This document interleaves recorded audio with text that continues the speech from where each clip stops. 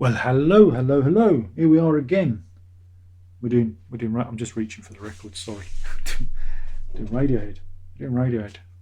Um, it's the 8th of March, 1995. We're at the height of Britpop, and Radiohead decide to release the Bends. There you go.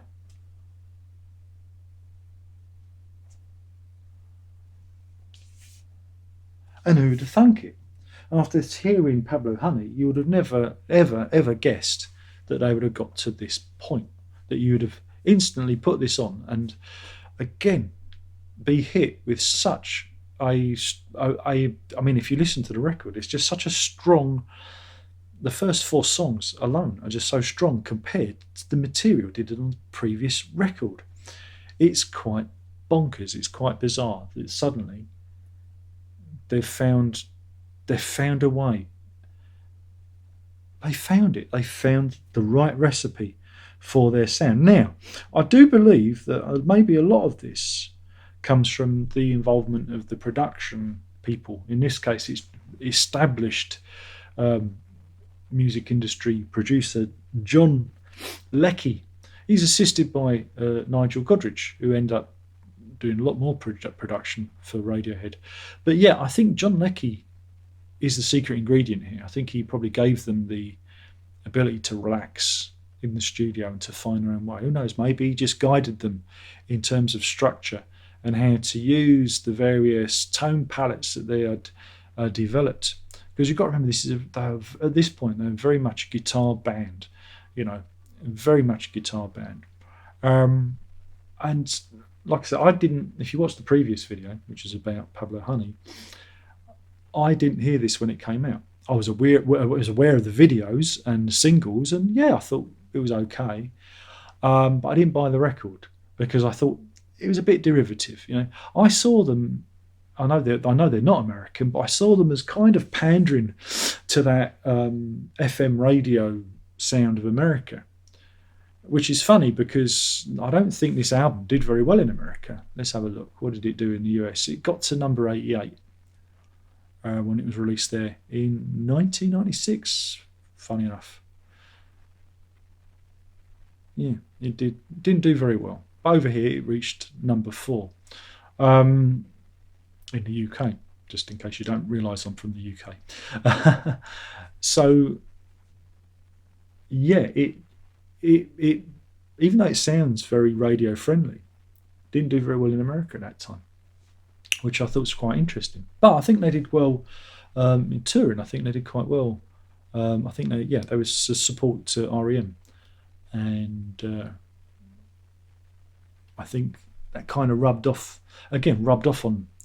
So it opens with Planet Telex, which is just, again, it's an amazing song to open the record. Again, this record opens with a great song and it ends with a great song. Structure, an album structure is very important.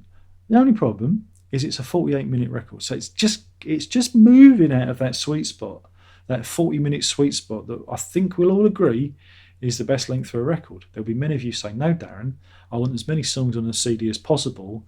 No, the art of a good record is to engage the audience and keep their interest, And so 35, 40 minutes is just a sweet spot. This one's just get creeping, and this is the problem with albums of the 90s, and they started to just creep towards the 50, 60, 70-minute mark, and that's when quality can sometimes dip, or at least your attention span can dip, because it's a lot of attention to hold for that amount of time. So yeah, Planet Telex is a really good opener. It's got the big chords, it's got the tremolo effect on the guitars, and you can immediately see that they make much more of an impact with their music. It's a big statement, and this carries on. You got, like I say, there's 4 tracks: The Bends, High and Dry, Fake Plastic Trees. And if you compare those songs, Fake Plastic Trees is almost a ballad, isn't it? But it's got the loud bits in it. But if you compare those 4 songs to the previous album, my goodness, they're on a different world. It's night and day, and it's so unusual to see a band just just run away with it. So, like I say, first 4 songs, epic. Bones, patchy. Nice Dream's a good one, and is a little indicator, a little arrow sign, a little. It's just a.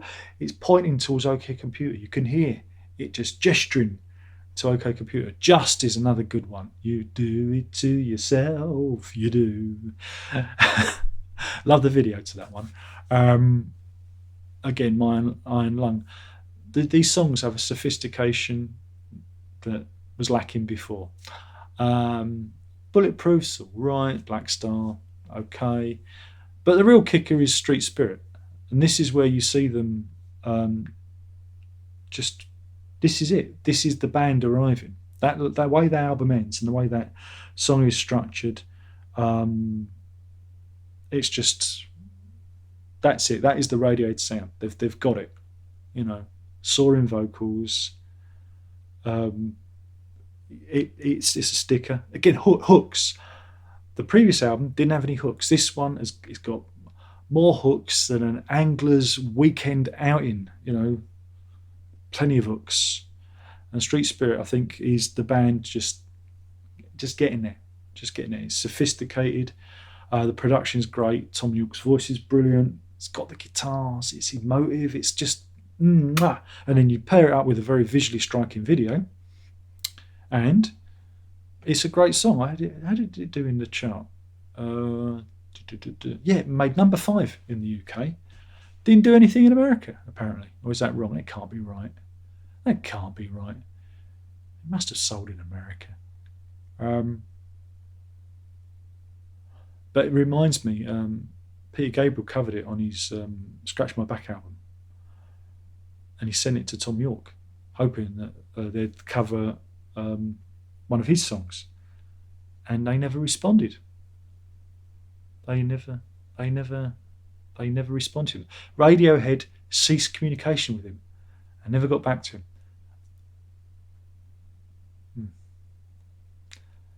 They turned down Peter Gabriel. Bloody hell. And yeah, he subsequently heard that they didn't like his version of this song. It's not. It's all right. It's different. I wouldn't do that. It's Peter Gabriel, for Christ's sake.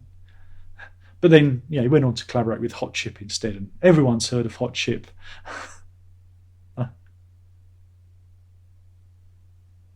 They covered the Vampire Weekend song.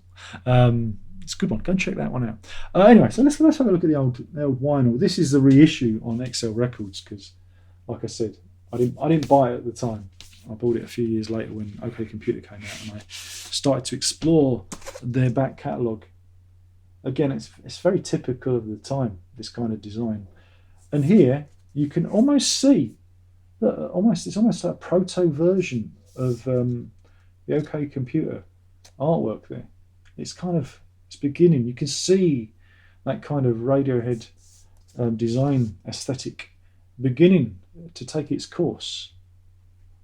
But yeah, what an amazing album from a very mediocre band, Got download code as well. And this was actually a gift from Ryan Calhoun. I remember Ryan Calhoun. He's the guy that had the soccer accounts, wasn't it? And loved to argue with me about politics until he didn't. Hello, Ryan, if you're watching. Thanks for the record. I still appreciate it. I know we might have fallen out, but you shouldn't have all those soccer accounts, son. And be a bit weird about politics. That's the problem with politics. Everyone just falls out over politics. It's really silly. Do you think the politicians care? Do you think they care about us? They don't, and we fall out. Friendships get soured, all because we have disagreements over stupid shit like politics. It's not like it's important. It's not like it's music, is it? That's really important to get upset about. Anyway, better do the thumbnail. So yeah, I think it's just an amazing record if you compare it to the previous one. And again, it doesn't feel. Again, when you think about the music that was happening at the time, it doesn't feel particularly Britpoppy. It sounds kind of big and American, and it's kind of stepped away from that kind of grunge sound. I mean, on the Wikipedia page, they call it post-grunge. That's a genre now, is it? It steps away from that. Like I said, it's very almost American sound aesthetic to it. And then after this, we have OK Computer, which will be the next video, and they go off again. They're constantly reconstructing themselves, deconstructing and reconstructing until whenever, I don't know, until they start repeating themselves. But yeah, thanks for watching. I've been talking about Radiohead's The Bends. It's their second album, originally released way back in 1995 on the 8th of March. Hopefully you've enjoyed the video. If you haven't, nothing I can do about it, I'm afraid. And we'll do this all again real soon. Ta-da!